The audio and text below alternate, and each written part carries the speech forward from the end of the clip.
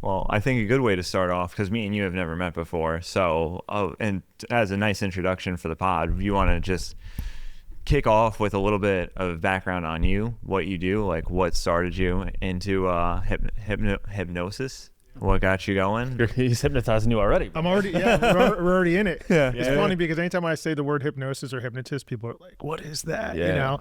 And it's funny now that I've been doing it for a while, you know, my friends and family are just now starting to come around to it and be like, oh, you're actually doing something with that thing, you know? Yeah, like, exactly. Yeah. you know? Yeah. And I was like, yeah, well, you know, I've been crushing it on social media and it changed my life. You know, if we go back in time, you know, I was over 330 pounds.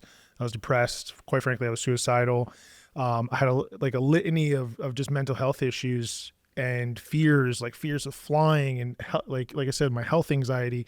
And I tried everything. I tried therapy for years since I was a little kid. Had some trauma in my past. I had a uncle who was like a father figure who killed himself when I was 20. So all of these things kind of culminated into my own mental health, I guess, smorgasbord of issues, right? And yeah, the traditional things weren't working. So my friend was like, why don't you go see a hypnotist? And I went to go see a hypnotist. I lost like 82 pounds in 6 months. All my fears were gone. My health anxiety was gone. My depression was gone. And I was like, oh, if this could work for me, the most like skeptical guy in the world, it could work for other people.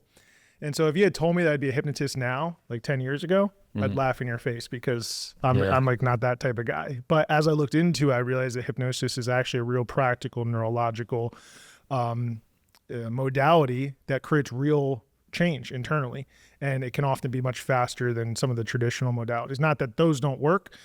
This just happened to work for me, and it works for the people that I've helped. So that's super interesting. Yeah, absolutely. There's a lot in there. Yeah, we'll get right into it. So, him and I have both touched very much so on our own childhood trauma. Do you want to touch a little bit more on that? Like, do you think that that's what led you to be depressed and overweight and fearful as an adult? Yeah, what's interesting is like I'm a big dude as it is, right? I'm 6'5", like I'm a big dude. I was always larger than life, even as a kid. I was always like a foot taller than everybody. And so there was obviously a lot of bullying that happened to me, and then I became like the bully's bully, right? People would bully me, they'd bully other kids, and I would bully the bullies. And so there's this like cycle of like one, not being accepted, then sticking up for like the underdog, which has its benefits, right? Now that's why I think I help people and why I'm such a, like sometimes a people pleaser, is because I'm trying to help save the underdog as well. It has its downsides, but for me, you know, being made fun of, being called lurch my entire life. Like I got that too, man. Yeah, like, I got the lurch. Yeah. It's like you take on those labels and you take on those narratives that other people say about you and the things that are done to you, you know? And like, fortunately for me, I never had any like real major, like big T trauma in my childhood. You know, my mom was, well, actually I say that, but you know, I don't know my real dad. My dad left when I was 2 years old. So people would call that like a big T trauma, but to me, it's like he's just a stranger. I've never met him, so it's never really been an issue for me. What was more of an issue was kind of like my self-image and my identity due to being made fun of and bullying throughout school and whatnot. So that led to me having a lot of insecurity. And then when my uncle, the biggest trauma was when my uncle killed himself. That really is what like ignited this depression and anxiety and this existential crisis, if you will, you know? Yeah, and I think you find like it's hard to deal with too, because you're like, people will say to you stuff like, you're tall, you're handsome, like, what are you worried about? Yeah. And then it's like, you don't even understand the half of it, you know? Yeah. And the other thing too is like, I have, when I was only days old, I had life-saving surgery on my stomach twice. Almost died on the operating table and almost died in recovery as like an infant. And I was 5 weeks premature. And that left me with like really gnarly scars all over my midsection. So here I was as a kid, overweight, big, had these gnarly scars on my midsection, never really thought about like that and how it impacted me and my self-image until I got into high school. And you're playing sports, me specifically basketball, and what do? You play shirts and skins, right? And so one team has to take their shirt off, one team leaves their shirt on, that indicates who's on their team, right? And well, the first time I ever did that was the first time I ever was really kind of exposed to people around me with my scars and my body. And this little shithead on the team, right, started making fun of me and saying things. I became known as that guy who had like weird scars on his stomach. So that had its own litany of issues that manifested from it, because here I am, I exposed myself, right? And that wasn't enough. I couldn't be myself around the people that I was closest to at the time. Fast forward to now in business and trying to market myself, that's exposing yourself. So that we can also talk about how these kind of things play out into our businesses and into our adult lives. But for me, it played out in every area of my life because I wasn't willing to put myself out there. And it wasn't until I resolved those issues was I able to achieve the success I wanted, or to actually achieve the goals I set for myself. How do you think the impact of your uncle's suicide like catapulted you into trying to find a specific change? Yeah, I mean, to me, I couldn't wrap my head around it, you know, because it was like, how could I'm a Christian, he was a Christian, so that had its own kind of like cognitive dissonance between like, how could you have these beliefs and still kill yourself? And just like, how can you get to a point where it's that bad? At 20 years old, I couldn't really resolve that. Now I've been through some stuff and I've worked with clients. I get sometimes that seems like a good solution, even though it's not, right?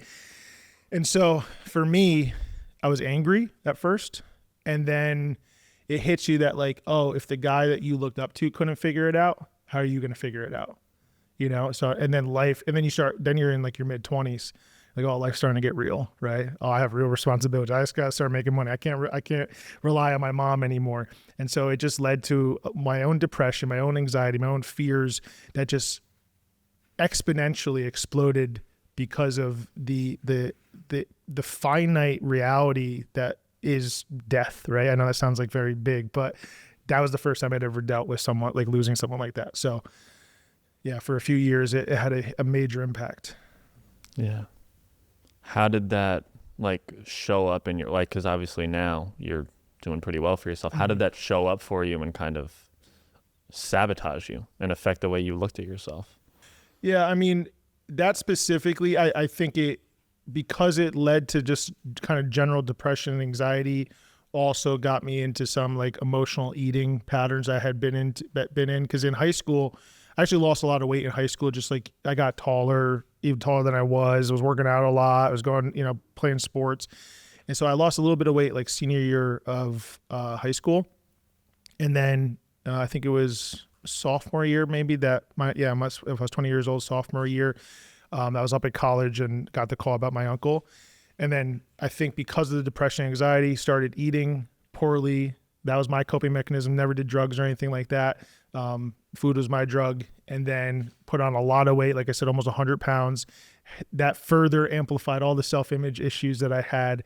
And so I think it wasn't specific connections that I can make to specific issues later, except for the fact that it just triggered a mental health crisis in me that then manifested in all these, unhealthy coping mechanisms that then reinforced the shitty self-image that I had and identity issues. Mm-hmm. Yeah, I think one of the things that I know I struggle with it, and I think a lot of people do, is when you struggle with like small things, you doubt yourself because then like you wonder when something big happens, for instance, in this case, a suicide, how the fuck am I going to deal with that? Mm-hmm. And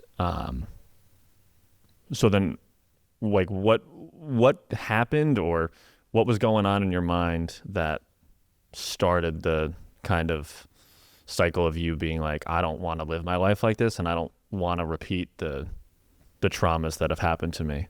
I'd always been into kind of like personal development, and I can't really point back to a time where I realized that we have like a lot more control than we give ourselves credit for. But therein lied the problem. Was I knew that we had control, but I felt out of control.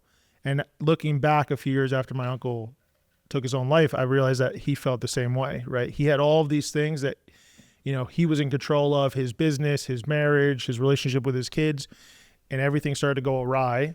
And so even though he knew he had control, he felt out of control and got to a point where he was like a victim of his own decisions he had already made and felt like he couldn't get out of it. And so the only way for him was to take his own life. I always had this underlying notion that we have like complete agency over our life, right? And our decisions obviously impact the future reality that we experience. So you reap what you sow. So when I started getting depressed, I still had this underlying like hope, right? Like I felt so out of control of my finances. I would call my grandmother to help me pay my electric bill at 26 years old. I had a gambling issue. I couldn't get anything going with my businesses at first. I was constantly struggling. I couldn't lose weight, even though I knew what I had to do to lose weight. And so here I am. I know that like, hey, if you do A, B, and C, you get like X result, but I couldn't even bring myself to do those simple things. So I had this idea of agency and control, but I couldn't muster it up. So that's when I was like, I got to figure out how do I regain control of my life. And then I started telling my friends. And like I said, I had a friend tell me about hypnosis, and hypnosis was portrayed to me as the tool to take back control of those thoughts, feelings, emotions, and actions that we experience. So it was really just kind of getting to rock bottom. And I've told this story many times on my own channels. Like I used to drive down, we're right near Route 9 right here. I used to drive down this highway, flying 100 miles an hour past the culinary with my seatbelt off, and I'd close my eyes and take my hands off the steering wheel. And like every single time I'd like grab back on. It always felt like minutes, but obviously it was a few seconds. But I always think it was like that. It was that hope. And like, I believe it was God just like getting me to put my hands back on the steering wheel to really symbolize that we do have control and like we have to take control. Yeah. So on a scale of 1 to 10, how skeptical were you of hypnosis when you hadn't touched it yet? I would say as a practical tool for change, I was a 10, skeptical, right? As like something that's like entertaining because we see it in school or we see it on TV. Like I always knew hypnosis was a thing, and maybe it was real in the sense that it could alter people's reality, but I never realized it could be used to like make more money or lose weight or, grow your business or whatever, but as I started doing it, I was like, oh, this shit works. And that's the technical term, this shit, right? So, yeah, I mean, the proof's in the pudding. I lost the weight. I blew up to over 1 million followers on TikTok and hundreds of thousands on Instagram now. And I made the money. I bought the dream car. I got the t-shirt, right? You can say the car. Come on, go ahead. I bought a G-Wagon. Let's go.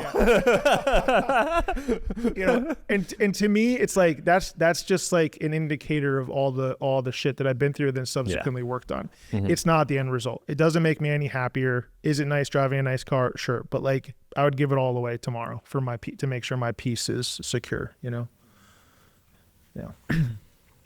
Well, for a lot of people that deal with like a scarcity mindset and struggling like that, doing hypnosis has to seem like one of the most far out things that's actually going to change that. How do you think that using hypnosis helped you get over that hump? Yeah. So really what hypnosis does is it changes. I'll give you kind of the more 30,000 foot view, and then we maybe talk about some of the like neuroscience behind it.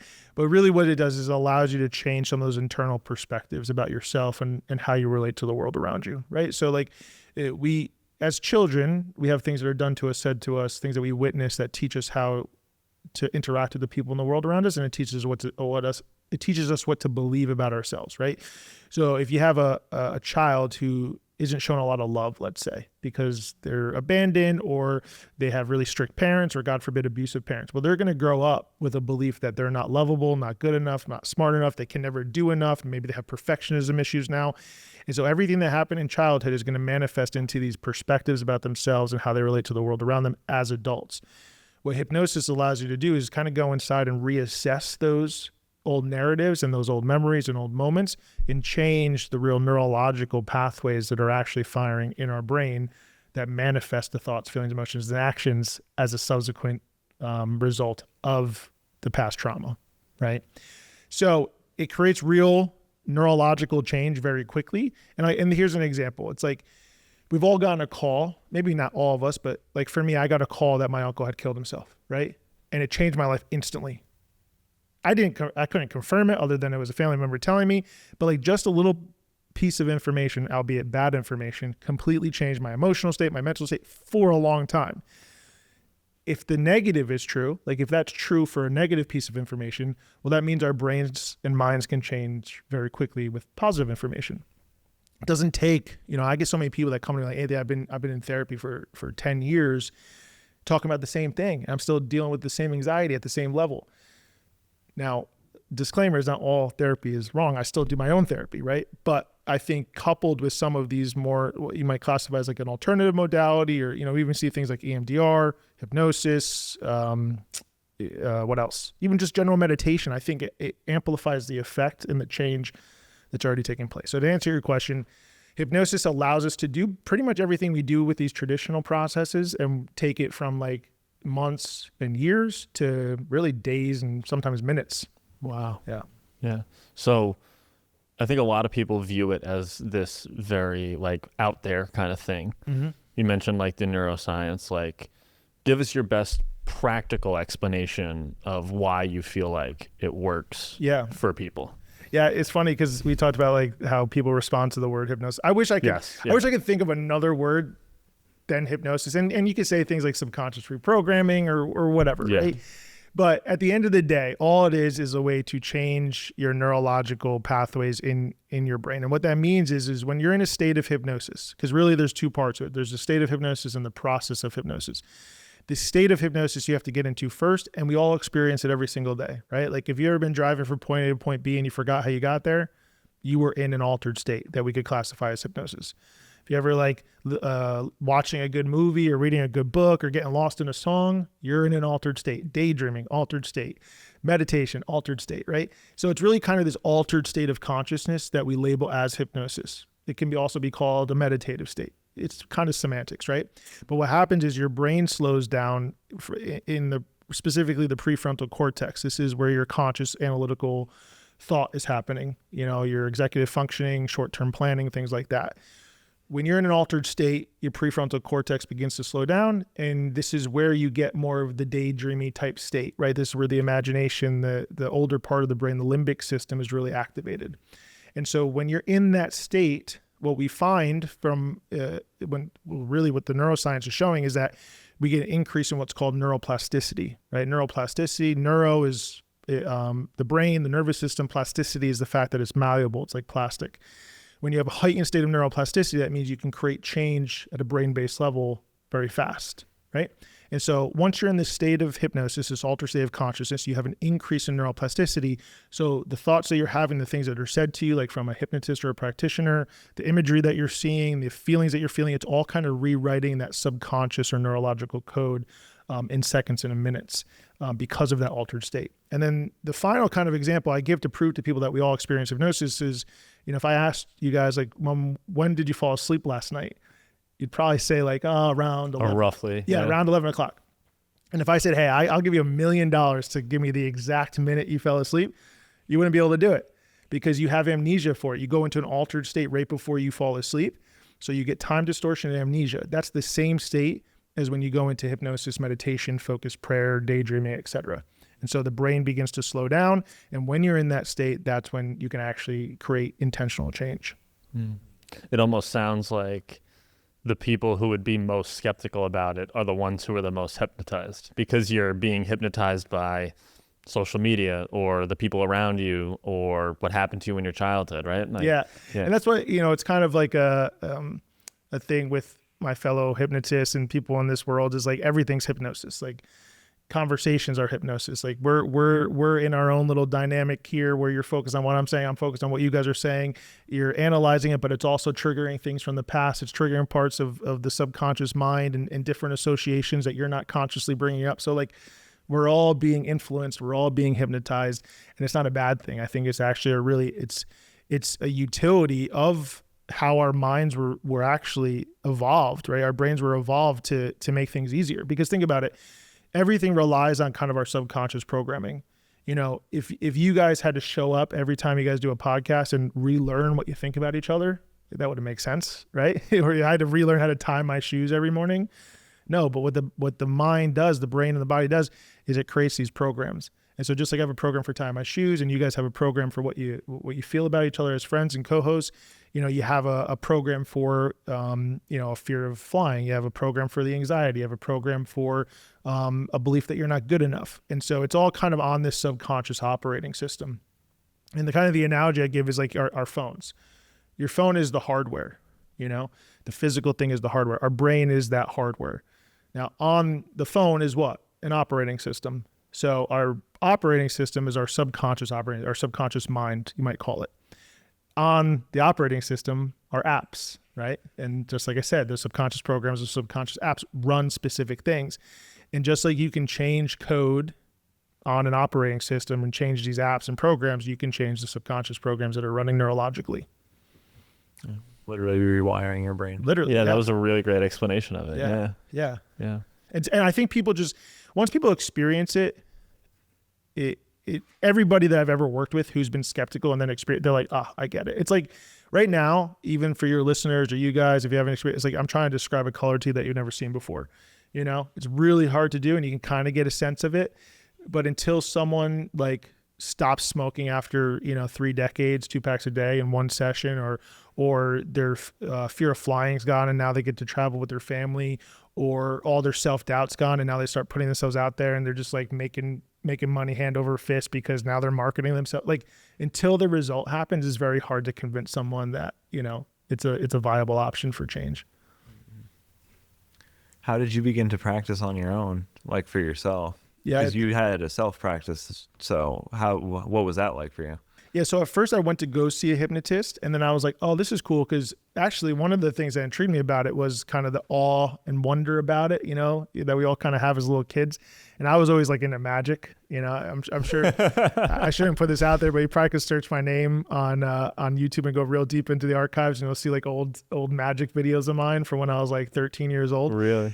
And so I always like getting that people's reaction, right, from the magic tricks that I was doing. And so I was like, what better of a reaction from someone than to like change their life dramatically? Yeah, that's way better than like what the magician gets, yeah, exactly. the 30 seconds after of, and then they go about their day. But this is something that can last for or then years. they think about the trick and like, oh, I know how that's done. And now the all-in-wonder it's gone. So I was like, oh, this is cool. And it's that all-in-wonder, and also helps people change, help me. And I was like, once again, I'm so skeptical that it could help me. It could help anybody. And so I started doing it for friends and family. Actually at the time I owned a tattoo removal business locally. Okay. And as I was doing this tattoo removal business, I was starting to help people with hypnosis. And I started seeing my friends and family getting crazy results. And I didn't even know what I was doing at the time, right? Which actually, in hindsight, showed me the power of the process, because it wasn't really about me. Now, can the practitioner aid in change happening faster, more efficiently? Of course. But like at the time, I was just following some very simple protocols, and people were getting really dramatic results.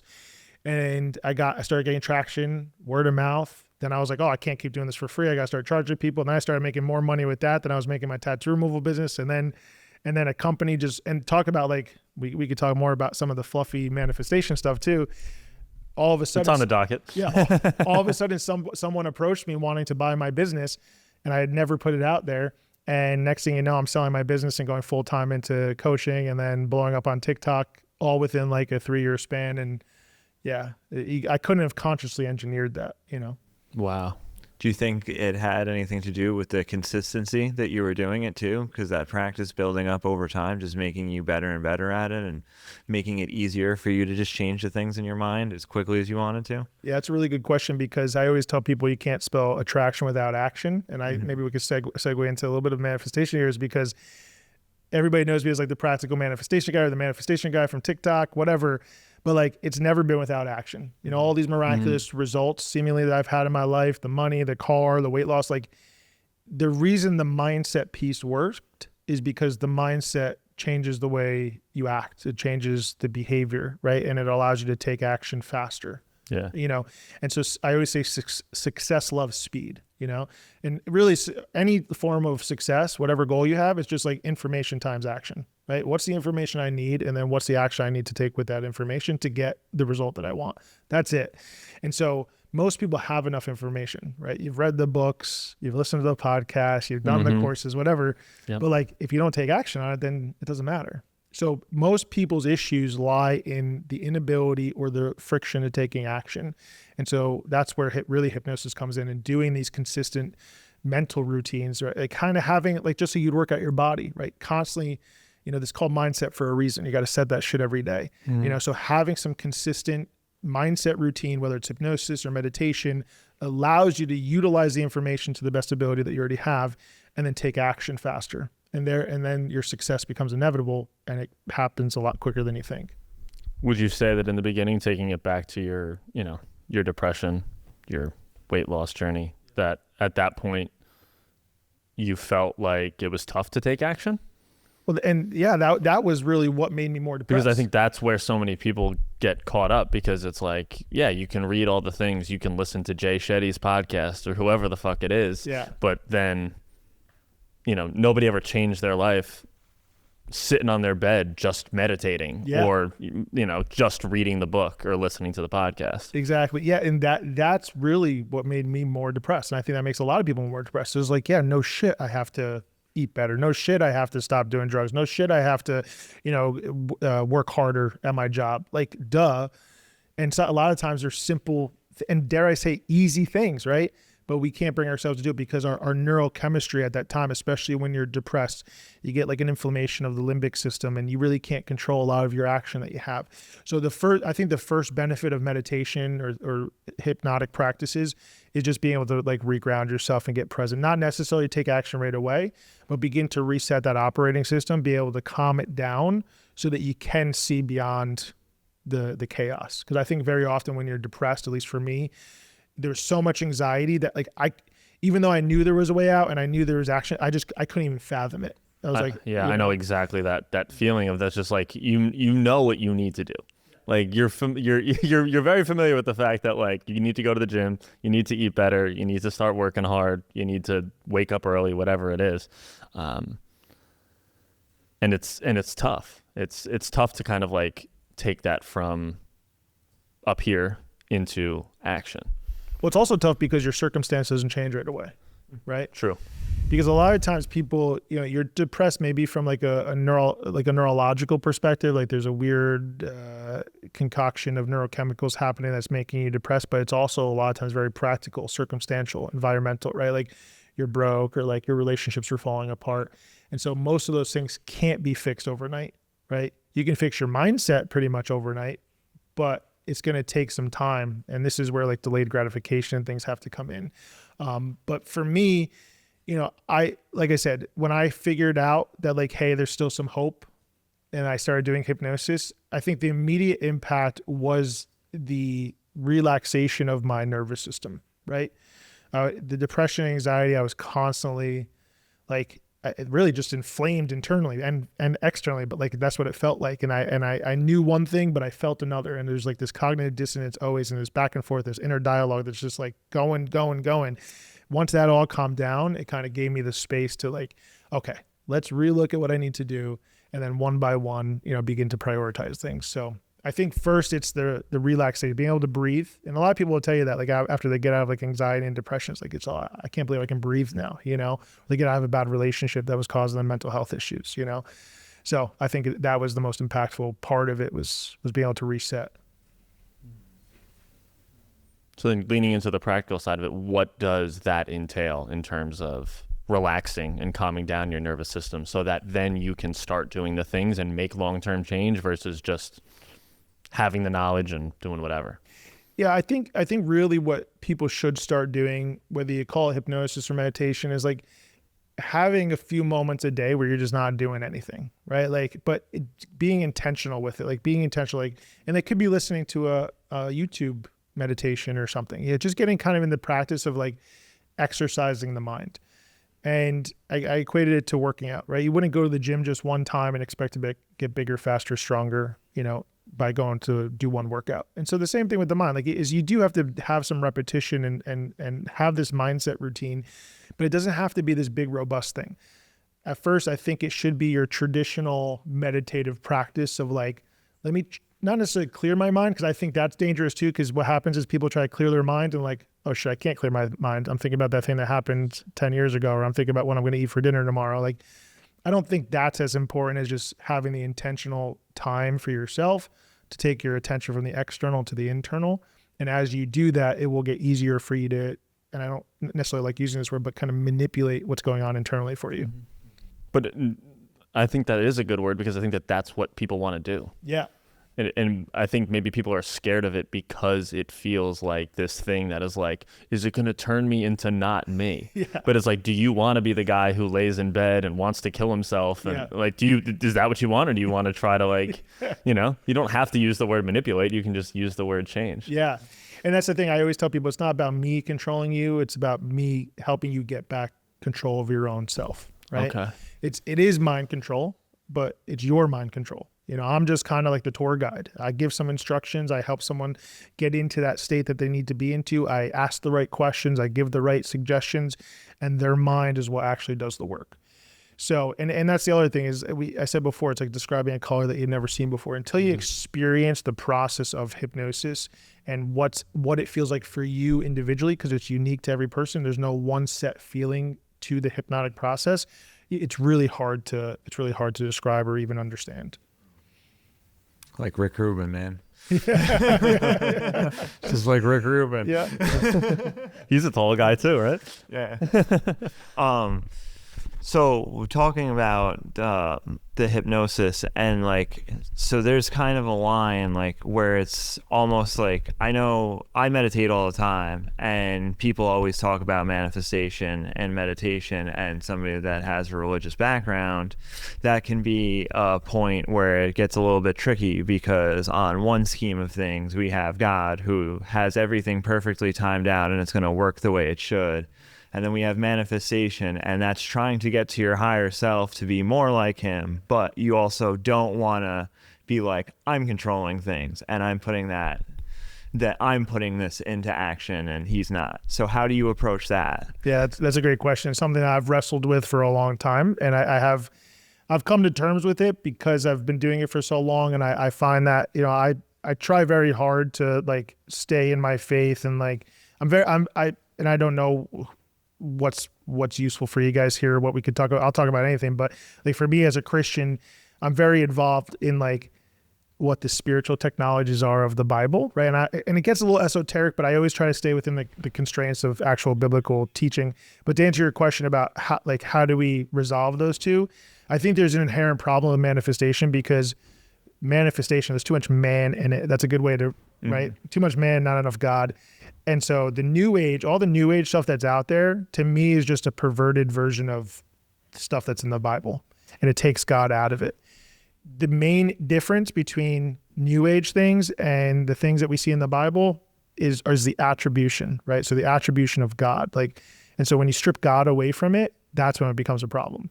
For me, if I'm manifesting something, I'm only manifesting in what I think is in alignment with God's will for my life, right? And one thing I always pray is like, God, burn it or bless it, right? Like if it's meant for me, bless it and let's do it. I'm all in. I'll take that leap of faith. If it's not for me, close that door instantly. And then and that's kind of how it's like, for me, if it's not a hell yes, it's a hell no. And that's kind of how I operate. So That's a great way to put it. Yeah. I think too many people though leave God out of it. And I think it was Russell Brand who said that. He said, there's too much self on the shelf nowadays, you know? And so everything is about self and pride and materialism and self-love. And that is important, but like, where is that coming from? And to me, it's coming from God through us. And that's how we express it to the world around us. So how do you, because I think a lot of what you're talking about there is like the awareness of, does God want to manifest me a Lamborghini, or does God want to manifest me like a healthy, blessed life with my family? Yeah. How can someone like cultivate the awareness of knowing, or kind of like at least having some type of feeling of, this feels like something that's alignment with God's will and with what I'm doing?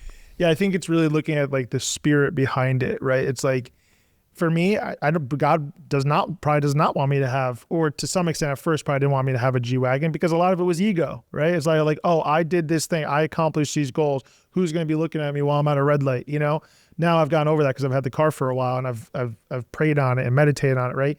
We got to upgrade it, dude. Yeah, I got upgrade the next one. Yeah. But also like, I think he doesn't care as much as we might like to think. Like, yeah, if you want a nice car, go get a nice car. But if it's from a spirit of greed and envy or whatever, that's bad.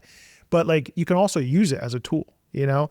Like when I drive that car around or I post on social media, I'm going to attract different type of people, right? Who may not know God, who may not, and they might see me and be like, oh, that guy's a believer. He's a Christian. Let me learn more. I didn't know that. And is that how he started? And not that I want to portray what I have as a manifestation of my faith, because I don't think the material necessarily is that. But I do think on the same note is like, some of us are called to be like stewards of resources and finances. And as long as you use it to edify the church or edify your faith and bring people to God, I think that's a great thing.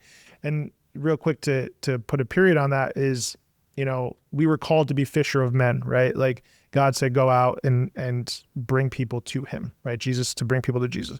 And so how do you fish? Well, you usually use different lures, different baits for different types of fish.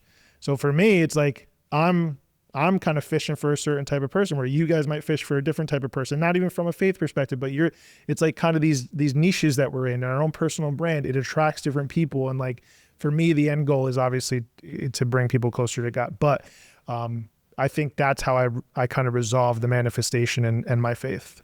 Mm-hmm. Yeah, I think people very much see like the religious part or the God thing as you need to be a disciple in the woods. Yeah.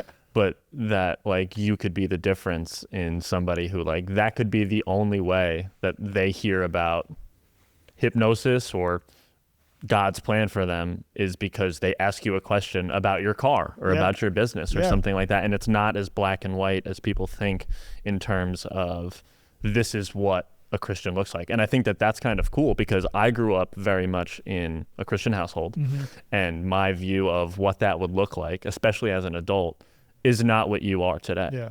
But I would never like, you know what I mean? Like, but I think that that's what most people would say, right? Yeah. I think most people would say that that's not the case.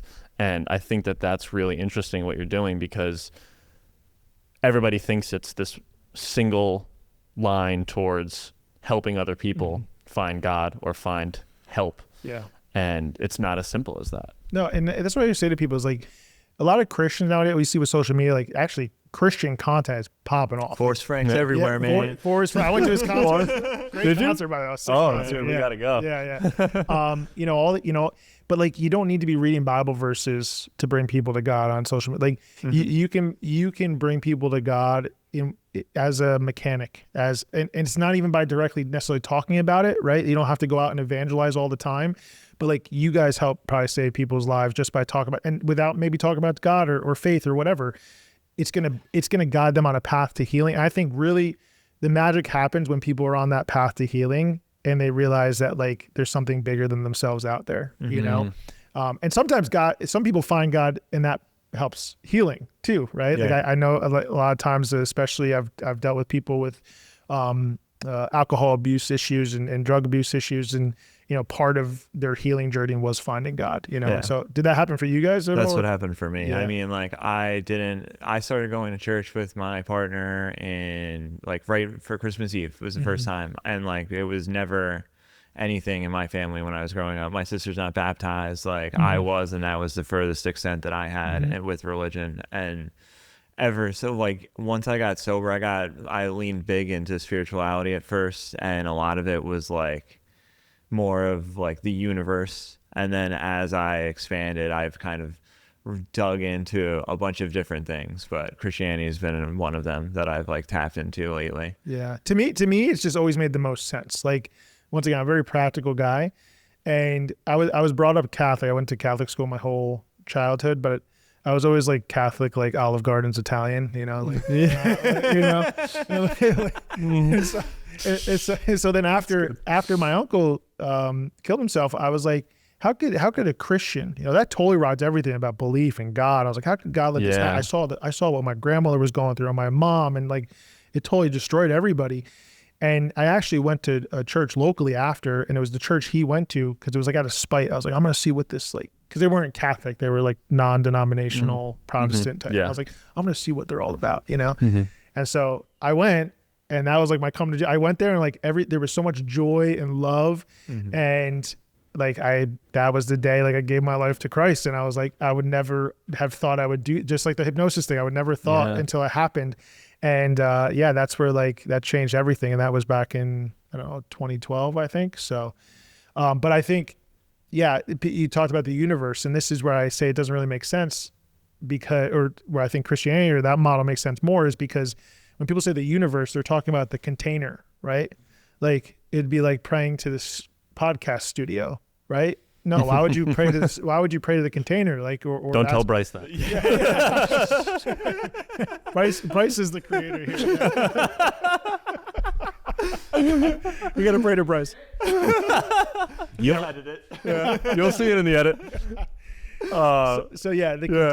That to me that never made sense. Let's ask the container for something, Okay. So I'm gonna pray to New York State. I don't know. So yeah, I think very much my upbringing within religion was not necessarily like it was very much forced upon me, but a lot of it I think that affected me was the, like, for lack of a better word, like the fire and brimstone aspect. Yeah. That it was like God was this thing that you need to be afraid of. Yeah. And if you do this thing or that thing, then you will not be in his favor, and bad things are going to happen, and you're going to end up in hell, and things like that. And I think that created a lot of shame for me around anything I did in my life. And you become very hyper focused on your mistakes. Yeah. And where you fucked up. And only kind of like recently, within the last couple of years, have I kind of like repaired that view, because I realized that, and I don't necessarily consider myself a Christian, but I would say that I look at it in a very different way, as everybody just has their way of getting through the day and what they lean upon to, you know, give love to people or find purpose. Yeah. But I do sometimes find myself making my way back to that, because, like you said, in some ways it just makes sense in certain areas. Yeah. Well, to me, it's like in the fire and brimstone thing, it's like, I grew up with a lot of Catholic guilt and stuff too, right? And it's not just Catholicism, it's Christianity in general, right? It's like, but I think the message gets missed is like, it's not that we should fear God to some extent, but not in the way that I think we're brought up to, but like, we got to fear our own flesh, right? Like, we talk about doing the things you tell yourself not to. That was why I was depressed, because I was doing things I shouldn't be doing and not doing things I should be. That's the battle with the flesh and the spirit. We know one thing, but we do another. And that's really the fear we need to have, is like the fear of our own sin and the fear of our own and it's not that we're going to, do I think God corrects us and disciplines us? Yes, but it doesn't mean we're going to go to hell. It doesn't mean that we're still not going to be blessed. We're not condemned. That's the whole story of Jesus dying for our sins, is we're no longer condemned. We're actually seen as perfect. God sees us as perfect through his son, Jesus, right? So that's really cool, you know? So I have no condemnation or guilt anymore. Do I feel bad? There's a conviction that happens now if like I mess up or sin or do something that I don't think God wants me to do. But the shame, if you stay in the shame, if you stay in the guilt, that's not something that's useful or good or godly, right? It's the conviction that guides you to repent and to look at it differently that's most important. Does that make sense? Absolutely. Yeah. How did all of these things start to reframe your identity? I think identity is such a big thing now. How did you see yourself before, and then how did you see yourself after, and then up till now? Yeah. So it's interesting. At first, when my uncle passed, I went to church and was saved. But what's interesting, if you're paying attention to the timeline, is I started to experience depression and anxiety after that time, right? So here I am, gave my life to Christ, full-blown Christian again, and more anxious than ever. Now, we can have a conversation about like the spiritual side of things, and people will say that it was like a spiritual attack because, you know, I was now on the other team, you know, so things are going to attack you, whatever. But for me, I think it was just the circumstance of life, the timeline, whatever. So for me, my identity was a Christian. I had my identity in Christ, but then I was dealing with all these real world issues I was still dealing with, I think, as a byproduct of all the decisions I made before that time. And so it was a constant battle between what I knew I wanted, questioning, is this in alignment with God's will? Am I in the right identity? Who am I? Right? It's really that question. Who am I? What does it even mean to be a Christian? What does it mean to be an adult? What does it mean to be a business owner? What is it like? It was really kind of like applying or questioning what are the meanings behind each of these identities, because that's another thing I learned, is that we're not just one person, right? And this sounds a little esoteric, but we're constantly oscillating in and out of identities every day. Or like who you guys are right now as hosts of this podcast are different than like when I talk to you outside of this, or who you are with your partners or your family. I'm a piece of shit outside. Never seen this guy smile. So right. He's smiling. But we're always oscillating in and out of these identities, and that's actually really useful because we can then decide who do we want to be in this moment. It's not faking it. It's not inauthentic. It's knowing that we have these almost like internal archetypes, and based on different programming that we have, that we can actually step into depending on the necessity of the situation, you know? And so you guys are using a different set of resources neurologically and mentally and emotionally for this setting than you would if you were just like out to dinner with like your family, you know? And that's really important to know that you can actually decide that, right? You could like, it would be awkward. Like you're at family time and like you go into podcast mode. You're like, feel like what's going on? But you could decide to do, yeah, you start asking questions. How does that make you feel? Can you tell us more? Let's dive deeper. Yeah. Bryce loves when I say, let's double click into that. Oh yeah, It's a great one. You guys should take that one. I do like that one. I like that a lot. Yeah. I think now would be a good time for us to maybe dive a little bit deeper into, you mentioned like, I think a big thing that a lot of people struggle with now is not just specifically the mindset around money, but the mindset around owning your own business, being capable of doing things. How do you go about, like, if we can dive in even a little bit more practically, because I think that that's something that people can really take action on. How was that journey for you, and how do you approach things like money now? Because obviously, like, you didn't think it'd be possible for you to be successful or financially stable. Yeah. I think really simply, it's just reverse engineering the goal that you want. And so that goal is going to change. But let's say you want to own your own business and you want it to make $1 million a year, right? You write that down and you say, okay, well, what are some of the practical things I need to do? Remember, it's information times action. So let's determine the goal and then the action first. Once you have the action, you're like, okay, well, do I need more information? Do I need to study how to market myself? Do I need to study social media? Do I need to make a business plan or whatever, right? What's the practical information I need? Chances are you already have it, or you already know what you need to do if you're already to the point where like you own a business, if it's in this context. So you have to ask yourself, well, what are the beliefs and fears that I have that are not allowing me to do those things? And so I always say, like, take this subconscious audit and say, okay, what are the things I say about myself? You know, do I say, you know, I'm unlucky, or I'm not smart enough, I'm not good enough, I'm not a morning person, I'm lazy, right? All these different things that we tend to think about ourselves. Those are all pointing to beliefs that are going to be in direct opposition to the action that we need to take to achieve the goal. And so you have to change the mindset so that you can utilize the tool set and the skill set, right, to get the goal that you want. So I think first doing that inner work is the most important. So reverse engineer the practical side of the goal of the business that you want, and then ask yourself, what are the subconscious programs, the beliefs and fears that are incongruent with that goal? Then you use things like hypnosis, EMDR, even traditional therapy to go in and change those programs.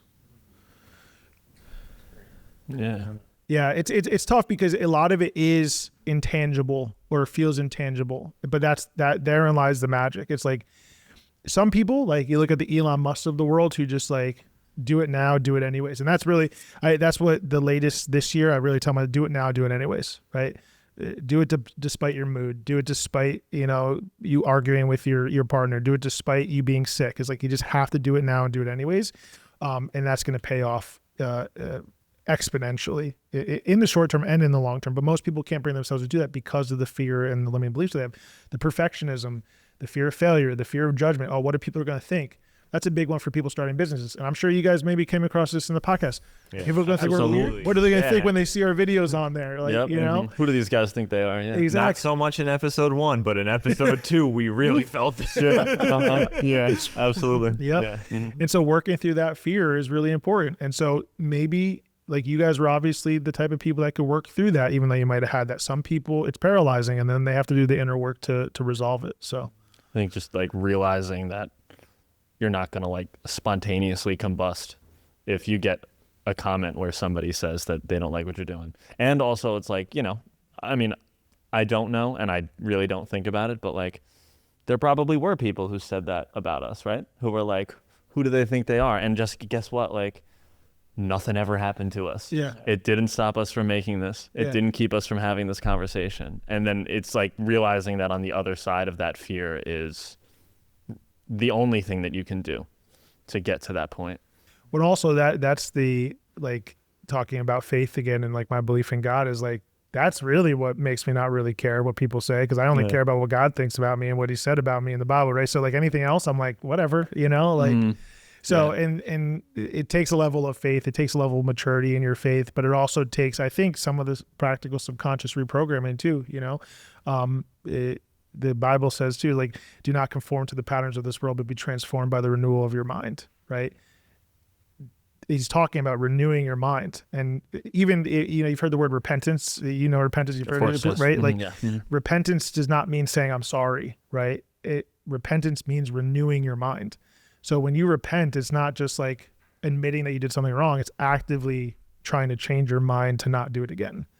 And so at some level, hypnosis and these sort of things that we're talking about are a form of repentance, if you will, because they're just a tool to change how your mind's operating. Yeah, I've never heard it explained that way.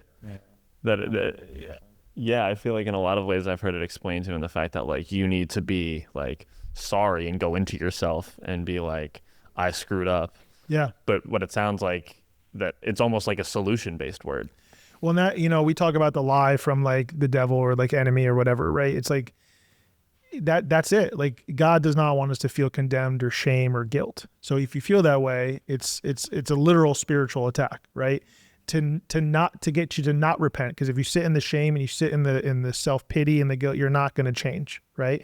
But if you actually read the Bible, you get so much personal power as a Christian, as a believer in God, that you have like, you can't help but to change for the better, right? And I think that's where when you really start walking in your faith and like maturing in it, you realize there's so much more personal power in it. And it's about God and his power and whatever, but like we have so much agency over our lives as not necessarily a co-creator, but in that vein. So, yeah. What a good episode. Yeah. I know we've been all over the place. Hopefully No, tie it all together there, though. We're going to bring it all back, make it all cohesive. Yeah, absolutely. Yeah, I think everybody's got to find what works for them. At the end of the day, I call myself a merchant of belief, and my job is to make people believe that they can change, right? And they can change quickly. And it's really up to you to change. And that's really what that personal power is, what the Tony Robbins and people talk about. I just happen to attribute it also to my faith, and I don't always, and by the way, like anybody listening that's like, oh, I don't want to, if I hire this guy or work with this guy, like I don't want to talk about faith. That's fine. I don't talk with spirituality or about spirituality with all my clients, only the people that ask me about it. But that's just kind of my background view of all of it. Mm-hmm. Yeah. Well, it seems like the reason why you've been so successful at the hypnosis thing and the practical manifestation and stuff like that is, and you see this with a lot of people, which is the only reason you feel so strongly about it and you're not hurt by anything else by it is because it worked for you. So you don't have this lack of belief in it. Yeah. Well, it's like the opposite is true. It's like, this is a common thing. It's like if I said, hey man, I hate your purple hair, right? You would just laugh because you don't have purple hair. You don't believe it, So, but if someone makes fun of you or leaves a comment about you guys, like, I don't know, says something weird. Go ahead. I don't even know. Go for it. I don't want to trigger anybody. But say they say something and you get triggered by it because at some level you believe it, right? Yeah. If they're like, oh, this is such a shitty podcast, and you believe that at some level, well, you're going to be triggered by it, where if you're fully confident in it and who you guys are as hosts, then you won't get as triggered, So, yeah, I forget where that was going, but I don't know, man. You guys are obviously doing a good thing, and you guys are a testament to like doing the thing, because content is hard. Yeah. Business is hard. It's all really hard stuff objectively, but just continuing to do it now and do it anyways. Do the podcast episodes, put in the work, put the social media content out there. That's the secret to success. Bryce has heard me say it a million times. My clients are sick of me saying it, but that's the ultimate goal. It's like, what do you have to do? And then how do we get you to do it faster? Yeah. Like what feels better? Like we just hit 2 years of the podcast last week. Mm-hmm. What feels better, to celebrate with you and the people who have been involved with it, or to think about like the one comment that like what's better? That's an easy answer. Yeah. And the tough part is like the good things that happen, or like the good comments that you might get, even it's weird because it's harder to relate to the good comments than it is to the bad comments sometimes, so it's almost like we're drawn to some of the negative things because I think it does kind of reaffirm some of the things we already believe about ourselves. Where if someone says that your podcast is amazing, but at some level you don't really believe that, it's going to be harder to relate to that than if someone says you have a shitty podcast and you do relate to that, at a subconscious level. It may not even be conscious, it might, but like anytime someone's triggered, this is actually a really good point to bring up, is anytime you're feeling triggered by something that someone says or a situation, it's really good insight into where you need to address some of the subconscious programs, right? So if you're feeling anxious about something, if you're feeling really it starts with the feeling. If you're feeling emotional, if you're feeling fear, if you're feeling anxiety, that's going to point to a subconscious program that needs to be most likely adjusted. So it's almost like kind of celebrating that fact that like, oh, this gift has been given to me to be able to see where I'm coming up short and I can do something about it. That's where change happens. Versus dwelling upon it. Make the hard right instead of the easy wrong. Hard right, easy. I always think about that thing that's like choose your hard, which is just like, you know, it might be easy right now to lay in your bed and do nothing and shit on yourself. But like in the long run, it's going to be much harder for you to then build that business or whatever. So like choose your hard, wake up. Same thing can be applied to losing weight or being mindful, whatever it might be. It's all going to be hard. But how, like, do you want a kind of like a gift and a thing that you can hold tangibly at the end of it, or do you want to, you know? I know people are going to hear this right now, and they're going to resonate. And herein lies another problem, right? Is like I believe that too. I heard that same thing, like, oh, it's harder to be fat than it is to be skinny, or just whatever. It's like pick your heart. Yeah, you know? Sure. And sometimes these turn into like platitudes that people hear and it resonates, but then they're like, what do I do with that information? I get that I have to choose my heart, but how do I do that? And my message is you have to intentionally go inside, use hypnosis or meditation to change how your brain is perceiving these things, because how you perceive what you're saying consciously right now and resonating with it is different than what's happening subconsciously. So you can resonate with something and be like, oh yeah, of course I have to pick my heart and I feel motivated doing that. But what happens, that motivation tapers off and you go back to baseline after a week or two. This is why the Tony Robbins concerts don't tend to be very fruitful for people, because they're so hyped up for a couple weeks, but then they didn't really do any subconscious reprogramming to the level that they should have in that time. And so they go back to their baseline. So the messaging and the things like you're saying are really important, but people have to apply those neurologically.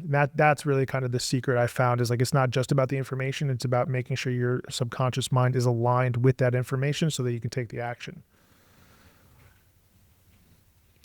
Bryce wants me to talk about MindMod, my app. Oh yeah, we have an app. Yeah. Well. Oh yeah. Bryce, come on, let us do our thing. Yeah. Plug Q29 Studios as well.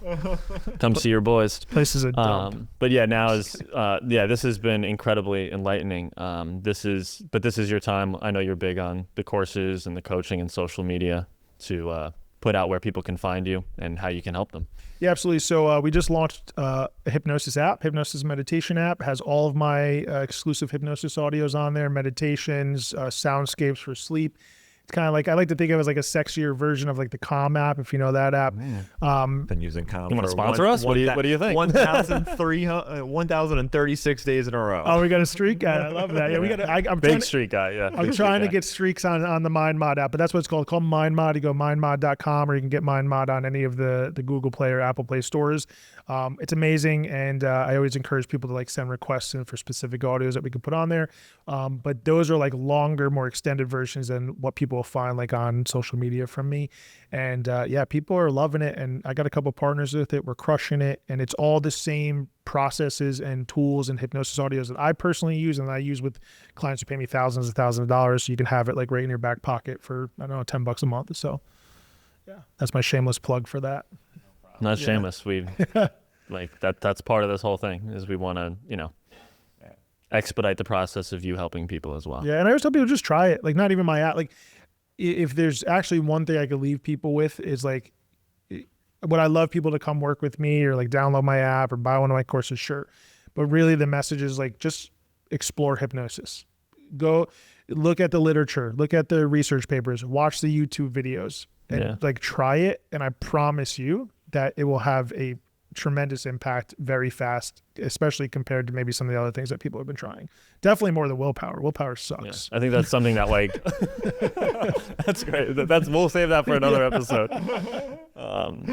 It's to just, I think what I'm gaining a lot from this is to just like be curious about what could help you. Absolutely. It could be religion, it could be hypnosis, it could be something that we never even mentioned on here, but be open to it. Yeah. And really just your own personal power, your ability to change. You can change much faster than you could possibly imagine. Yeah. Absolutely. What? My app? What's my app? Oh, Mojo? Oh, we got an ad? You guys How got an can we ad? use hypnosis I gotta do an ad read right now.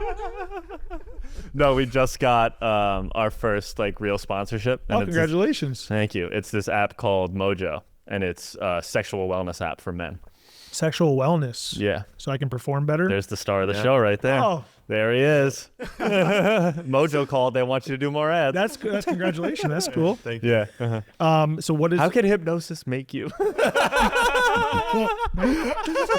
Well, in all seriousness, hypnosis. I mean, I've helped people. I've helped people with intimacy issues, erectile dysfunction, things like that. You know, a lot of that is anxiety and fear based too. So, yeah. I mean, Yeah. the sky's the limit when it comes to hypnosis. We need the Mojo MindMod collab. Yeah. Hey, there's literature even on hypnosis increasing breast size. So for the women out there, Okay. I don't do that, but maybe that'll be your next your next sponsor. Yeah. I can't afford to blow up that much. I watched this guy's podcast. And now my boobs are big. How did we have 10,000 followers? We've digressed. Yeah. Yeah, exactly. Got a little silly at the end. Yeah. But Anthony, thank you so much, man. Yeah, Thank you appreciate very you. much for joining Yeah. us. It was a pleasure meeting you. Yeah. Thanks for having me. We'll have to do it again Absolutely, man. Yeah. Part 2, willpower. for sure. Thanks, guys.